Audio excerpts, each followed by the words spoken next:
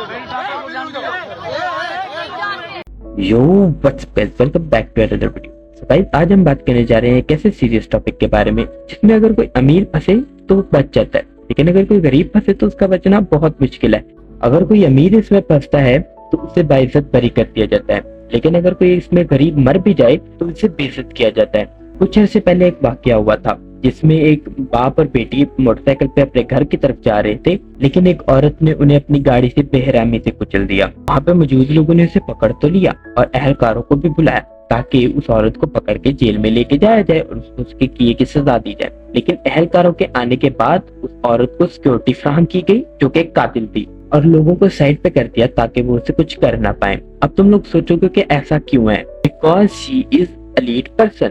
वो एक elite family से बिलोंग करती थी, उसका बाप फैक्ट्री का मालिक था, वो कई फैक्ट्रियों की सीईओ थी। इस वजह से पुलिस बाइज्जत उसे थाने लेके गए। अब तुम लोगों को लग रहा होगा कि ये मैं वीडियो बना रहा हूँ ताकि उन बाप बेटियों को इंसाफ मिल सके और उनको जस्टिस मिल सके, बट मैं इसलिए वीडियो नहीं बना रहा क्योंकि मैं इस चीज की तवक्को नहीं करता। Because Pakistani justice is the fiction, वो रियलिटी में नहीं है। ये रियल सिर्फ उनके लिए है जो एलीट क्लास में रहते हैं। लोअर क्लास में या मिडिल क्लास में रहने वाले लोगों के लिए इट्स जस्ट अ फिक्शन। तो अगर एक फिक्शन है तो हम फिक्शन को कभी भी रियलिटी में नहीं ला सकते। तो कानून तो क्या तेल लेने, हम क्या करें? अब यहाँ पे सिंपल रूल लगता है। यहाँ पे रूल बताओ क्या है? इनका रूल, मेरा रूल नहीं है कि तुम अगर बॉडी लेके अपनी बाहर जाओगे कातिल तो काट ही देगा ना। अगर तुम बाहर मोटरसाइकिल चलाओगे तो अमीर लोग तो तुम पे चढ़ा ही देंगे। तो मैं सीधा सीधा ये कहूंगा कि बाइक ले जाना बंद कर दो, तुम गाड़ियां ले जाना बंद कर दो, अपने आप को बाहर ले जाना बंद कर दो।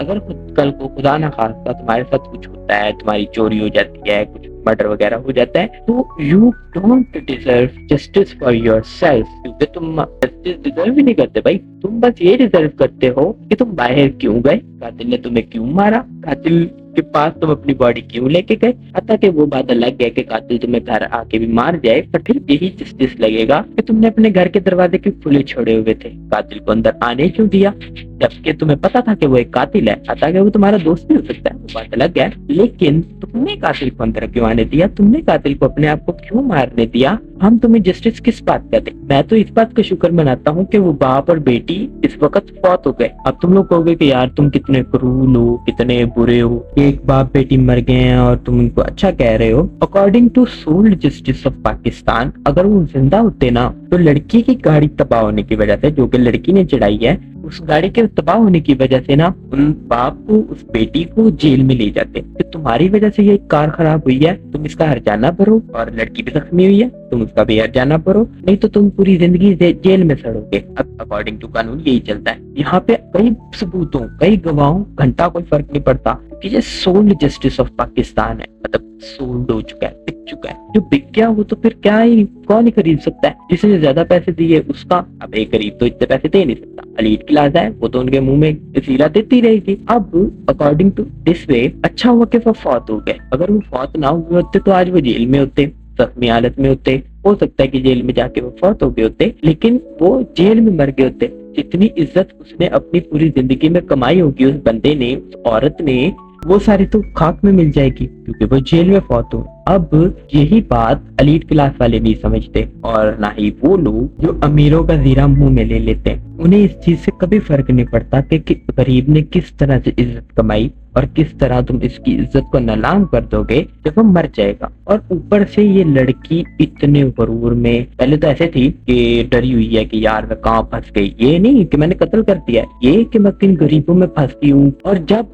पुलिस आ गई और पुलिस ने इसे सिक्योर किया ना, तब इसके मुंह पे अल्लाह की शैतानियत नहीं होती, वो थी। तो भाई अगर पाकिस्तान में यही कानून रहना है तो फिर पाकिस्तान का अल्लाह ही हाफिज है। अब इस लड़की के पास मौजूदा वक्त में पाकिस्तानी लाइसेंस भी नहीं है, लेकिन फिर भी ये पाकिस्तान में गाड़ियां चला रही है। अकॉर्डिंग टू घर वाले ये लड़की पागल, चलो मान लेते हैं कि वो खुद को पागल है, लेकिन मुझे जरा एक्सप्लेन कर दें कि एक पागल लड़की 7 कंपनियों की डायरेक्टर कैसे हो सकती है, और किस पागल ने इस पागल को गाड़ी चलाने के लिए एक चाबी दे दी। अब कोई के घर से ले गई, पता भी नहीं चला। भाई एक पागल को अपना होश नहीं होता, तुम पागल खाने जाके देखो। ये बंदी गाड़ी चला रही है, फिर उसके बाद लेके जा रही है, फिर उसके बाद ठोका ठाकी कर रही है, but no one fucking care about that. उन्हें किसी इस चीज से फर्क नहीं पड़ता। मैं तो कहता हूँ कि अगर एक अमीर आदमी है जो कि पागल है, उसको बजूका दे दो, पूरी दुनिया उड़ा दे, पूरा पाकिस्तान उड़ा दे, पाकिस्तान की हर एक बड़ी बिल्डिंग उड़ा दे, ट्रैफिक उड़ा दे, पर बेन स्टोक्स उसे कोई कुछ नहीं कहेगा। वो तो पागल है ना, पागल को कोई क्या ही कहेगा। यहाँ पे ना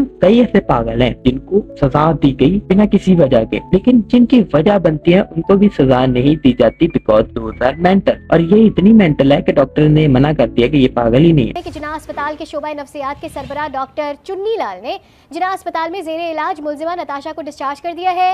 मुलजिमा की दिमागी हालत अब बिल्कुल ठीक है, ये बताया जा रहा है। अब जब केस शुरू हुआ था तब इस पे 320 लगाई गई, जिसका मतलब था कि कत्ले खता यानी गलती से कत्ल हो गया। अब इसमें क्या गलती है? तुम एक गाड़ी लेके जा रहे हो और उसके बाद तुमने डायरेक्ट भेड़ दी है, बट हम तो कत्ले खता मानेंगे। जब ये पता चला था कि इसका पाकिस्तानी लाइसेंस नहीं है, उस लड़की का जो लाइसेंस है वो बर्तानिया का है, पाकिस्तान में एप्लीकेबल नहीं है। मैं आईओ को अभी 3-4 कॉलें कर चुका हूँ, आईओ मेरी कॉल नहीं उठा रहा है। जो सजा 322 की है वही 114 की है, ये जानबूझकर 114 नहीं लगा रहे। मैं आप सबसे दरखास्त करता हूँ एक आवाज उठाएं कि इसके अंदर 114 भी लगाया जाए ताकि जो गाड़ी का मालिक है उसको भी बराबर की सजा मिले। तो इस पे लगा दिया कत्ले सबब, कत्ले खता को कत्ले सबब में बदल दिया। अबे यार अब कुछ तो छोड़ दो, कत्ले सबब में बदल रहे हो। इसकी कोई वजह बन गई, रीजन नहीं बोलो क्या, यानी कि इसके पीछे बस तलक था। भाई जो पीछे 2 गाड़ियां ठोकी वो भी सबब था, जो फिर आगे इन दोनों को कत्ल कर दिया वो भी सबब था। अब अगर तुम लोगों ने इसको सजा नहीं देनी तो ना दो ना।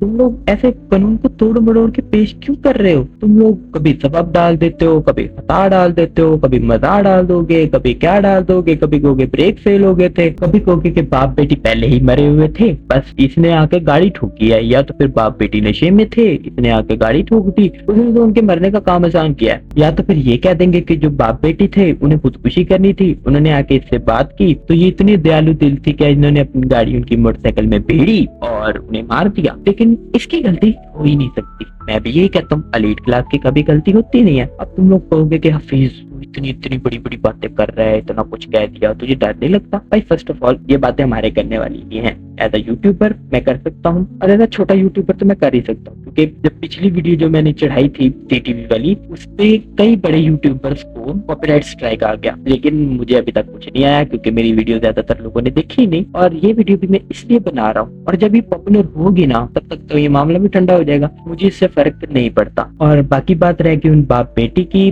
तो उनके लिए तो हम दुआएं मगफिरत भी कर सकते हैं, अल्लाह ताला उन्हें जन्नत में दर्जा अता करे। और हम उनके लिए कानून की दुआ तो बिल्कुल नहीं कर सकते, आखिरत में मिलेगा वो बात अलग है, लेकिन इस दुनिया में इस वक्त हम कानून की बात तो कर ही नहीं सकते। तो गाइस इसी नोट के साथ मैं आपसे मिलता हूँ इंशाल्लाह अगली वीडियो में। और ये काफी बड़ी वीडियो थी क्योंकि मामला थोड़ा सा बड़ा था, इसलिए थोड़ी बड़ी वीडियो बनाई है। तो मैं मिलता हूँ आप लोगों से इंशाल्लाह अगली वीडियो में।